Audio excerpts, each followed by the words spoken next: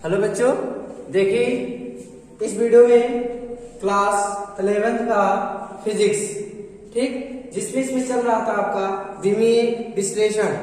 ठीक, आज का जो टॉपिक है उसमें विमीय विधि का उपयोग आपको बताया गया है।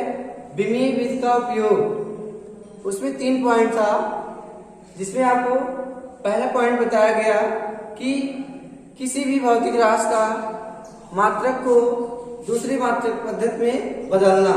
ठीक, आज दूसरा पॉइंट है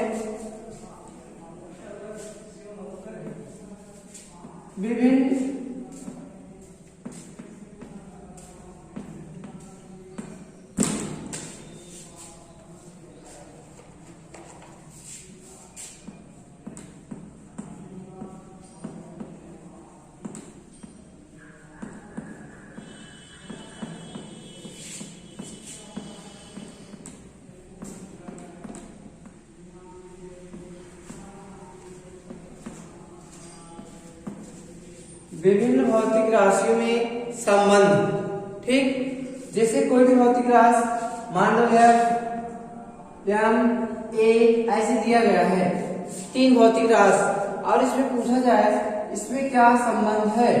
ठीक, तो इसको हम विमीय विधि से सिद्ध करेंगे।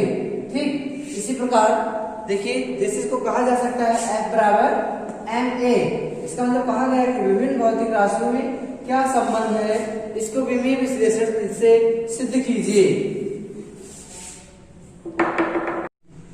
ठीक, चलो जैसे आज हम देखते हैं कि कोई भी भौतिक राशि लेते हैं और उसमें हम देखते हैं कौन सा संबंध बनता है। ठीक, जैसे हमारा एक उदाहरण है, मान लो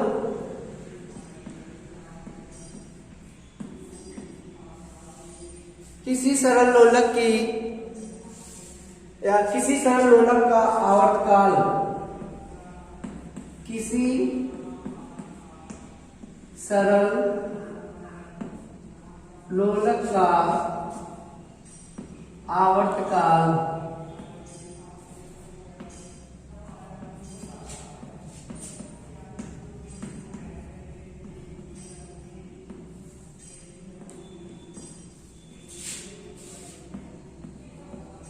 उसके प्रभावी लंबाई L, द्रव्यमान स्मॉल m तथा गुरुत्वीकरण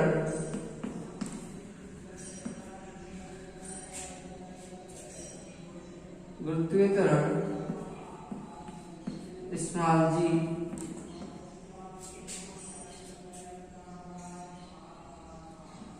जी में क्या संबंध है।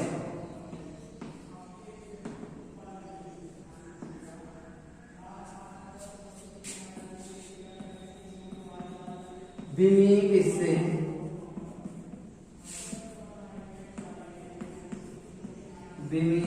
विधि से सिद्ध कीजिए।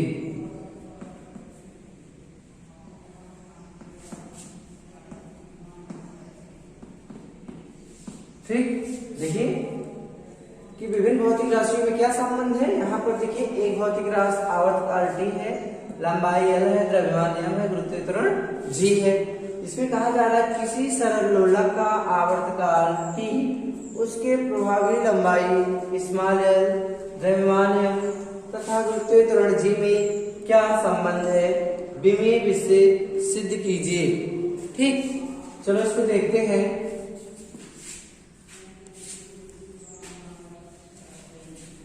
आवर्तकाल t, ठीक, आवर्तकाल t, गुरुत्वाकर्षण g, उसका द्रव्यमान m, लंबाई l में क्या संबंध है। तो t समानुपाती m, उसकी लंबाई द्रव्यमान है सरल लोलक का, सरल लोलक उसमें धागे की लंबाई l और गुरुत्वाकर्षण g। ठीक, इन तीनों में आवर्तकाल टी का क्या संबंध है। ठीक, तो आवर्तकाल टी को हम दिखाएंगे इन तीनों की समानुपाती। ठीक, इसके बाद आपको बताया गया है बीमा लिखने के लिए। इसका बीमा मान लिए है ए, इसको बी और इसको सी। ठीक, तो यहाँ पर टी जब समानुपाती का चिन्ह हटाया जाएगा तो यहाँ पर एक नियतांक लिख देते हैं के। ठीक, m की पावर a, l की पावर b और g की पावर c। ठीक, अब यहाँ पर लिखेंगे दोनों पक्षों की विमेय सूत्र लिखने पर। ठीक, दोनों पक्षों का विमीय सूत्र लिखने पर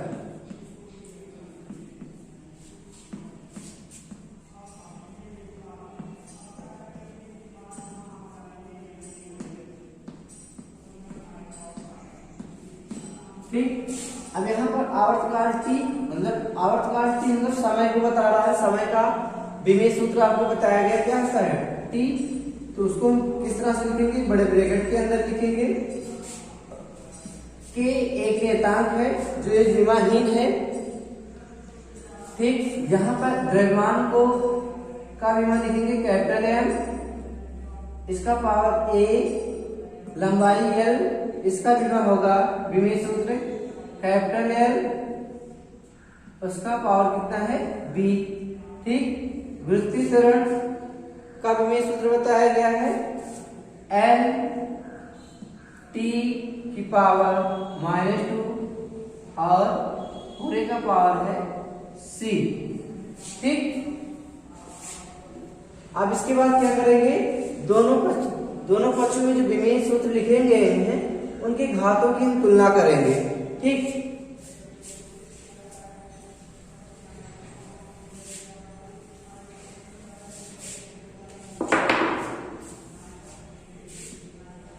दोनों पक्षों की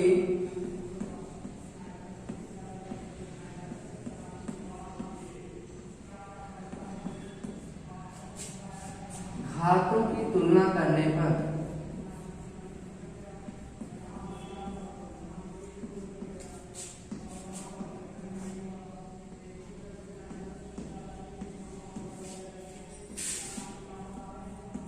ठीक, यहां पर देखिए टी और यहां पर लिखा गया है m की पावर a और l की पावर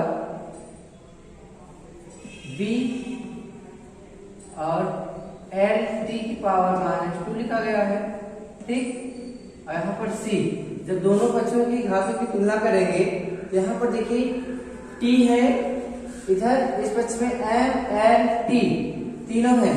तो यहाँ पर हम लिख सकते हैं, देखिए m की पावर 0, क्योंकि किसी भी संख्या का यदि घातांक 0 है तो उसका मान 1 होता है।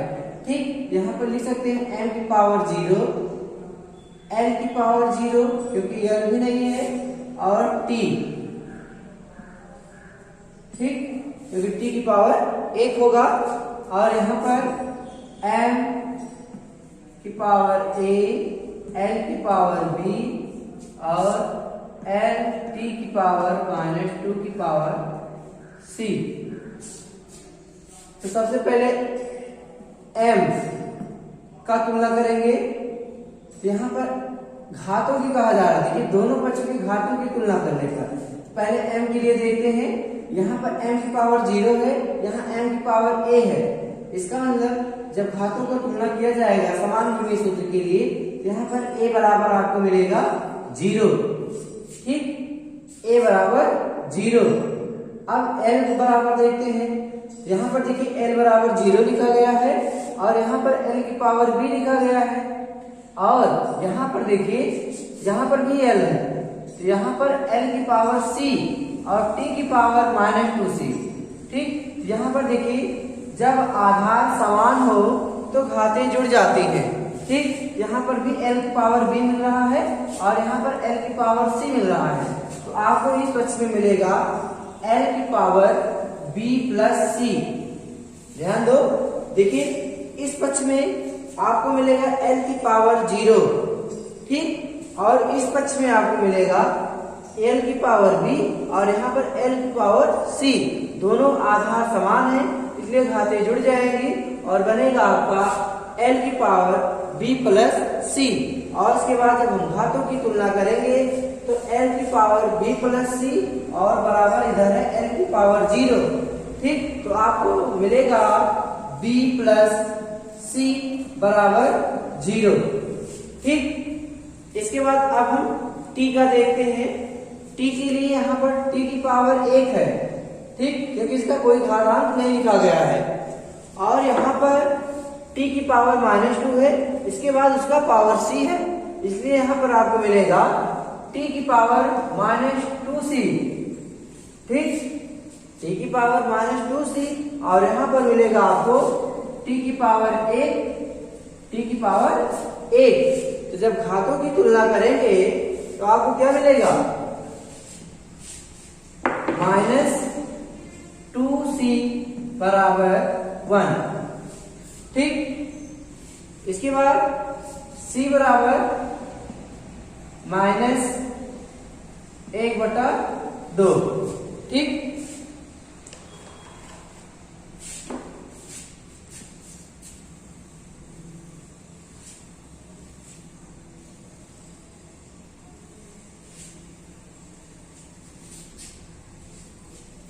जो आप समीकरण अभी लिखे थे t की पावर t प्रोपोर्शनल m की पावर a, l की पावर b और g की पावर c। ठीक, उसको चाहे समीकरण 1 मान लेना।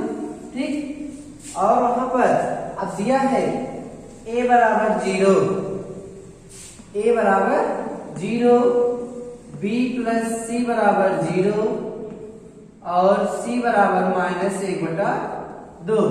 ठीक, तो a का मान हमें प्राप्त हो गया, यहाँ पर रखेंगे।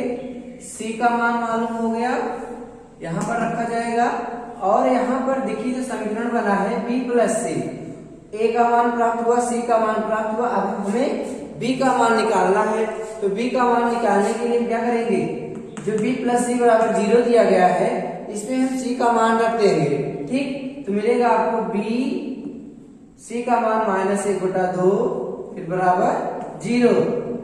इसको इस पक्ष में लेकर जाएंगे तो आपको मिल जाएगा b बराबर 1/2। ठीक, अब a, b और c का मान समीकरण 1 में रखते हैं। ठीक,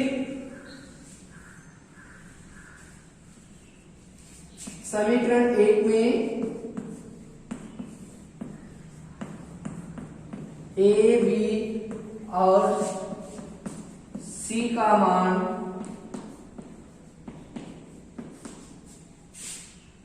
रखने पर, ठीक, अब यहां पर रखा जाएगा a, b और c का मान। यहाँ पर देखिए इसको बताया गया था यदि आप इस चिन्ह को हटाएंगे तो वहां पर एक नियतांक रख सकते हैं और उस नियतांक को क्या रखा गया था, k। ठीक, तो वहां पर भी लिख सकते हैं t समानुपाती m a की पावर m की पावर a है, a का मान 0, l b का मान आपको क्या मिला 1/2 और g की पावर c की पावर है -1/2। ठीक, यहाँ पर t बराबर k, m की पावर 0, l की पावर 1/2 और g की पावर -1/2। इस चिन्ह को हटाएंगे तो नियतांक रख देते हैं k, जिसका कोई बीमा नहीं होता। ठीक, यह एक बीमाहीन होता है क्योंकि यह एक नियतांक है। ठीक, अब देखते हैं तीनों में क्या संबंध बनता है, कौन सा फार्मूला बनता है।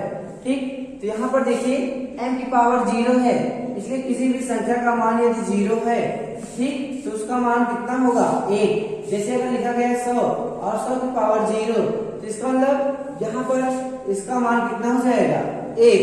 ठीक, इसलिए m की पावर 0 है तो इसका मान हो जाएगा 1। तो t बराबर k, इसका मान 1 हो जाएगा। ठीक, l की पावर 1/2 और g इसका पावर है -1/2। तो 1/2 का मतलब यहाँ पर है अंडर रूट, वर्गमूल का चिन्ह लगाते हैं। ठीक, तो t बराबर के एल। देखिए जैसे आपको बताया गया है कि जैसे आप लिखते हैं 2 की पावर 3, ऐसे लिखा गया, मान लो 2/2 की पावर 2 और 2 की पावर -3। तो यहाँ पर यदि इसको भाग के रूप में लिखा गया है, यहाँ यदि इसको हम गुणा के रूप में लिखना चाहें तो क्या करेंगे, 2 की पावर 2 गुणे, यहाँ पर हो जाएगा 2 की पावर -3। ठीक, क्योंकि अब इसको हम ऊपर की तरफ ले जा रहे हैं। ठीक, अगर ये चीज ऊपर गया तो इसका चिन्ह क्या हुआ, माइनस हो गया। ठीक, अगर इसको हम फिर भाग के रूप में लाएंगे तो फिर वही हमें प्राप्त हो जाएगा 2 की पावर -3। ठीक, इसी प्रकार यहाँ पर लिखा गया है। ठीक, तो यहाँ पर देखिए L की पावर 1/2, अब यहाँ पर इसका पावर माइनस में है, इसलिए इसको हम नीचे लिखते हैं और बनेगा G की पावर 1/2। ठीक, जब इसको हम ऊपर लेकर जाते हैं तो माइनस में हो जाता है। अब यहाँ पर T बराबर के L/G, अब पूरे का पावर 1/2 हो जाएगा। ठीक, इसका फार्मूला क्या बनेगा, T बराबर के L/G और 1/2 का मतलब हुआ वर्गमूल। ठीक, अंडर रूट लगा देते हैं। देखिए दोनों का पावर 1/2 था, इसलिए इसके ऊपर हम अंडर रूट का चिन्ह लगा दिए। ठीक, इसलिए जो आवर्तकाल T था वह किन किन राशियों पर निर्भर करता है, L पर और G पर। और हम क्या लिए थे, M, L और G। देखिए M जो है वो विलुप्त हो गया। ठीक, इसका मतलब आवर्तकाल T जो होता है वह उसके सरलोलक के द्रव्यमान पर निर्भर नहीं करता है, वह उसकी धागे की लंबाई और विद्युतीकरण G पर निर्भर करता है। और उसमें क्या संबंध बनेगा, उसके लिए फार्मूला देखिए ये प्राप्त होगा, T बराबर के अंडर रूट L/G। ठीक, यही हुआ सरल लोलक का आवर्तकाल। ठीक, ऐसे आपको कोई भी भौतिक राशि दी जाए और आपसे पूछा जाए कि उसका विमीय विधि से क्या संबंध होगा, तो आपको इसी विधि से निकालना होगा। ठीक,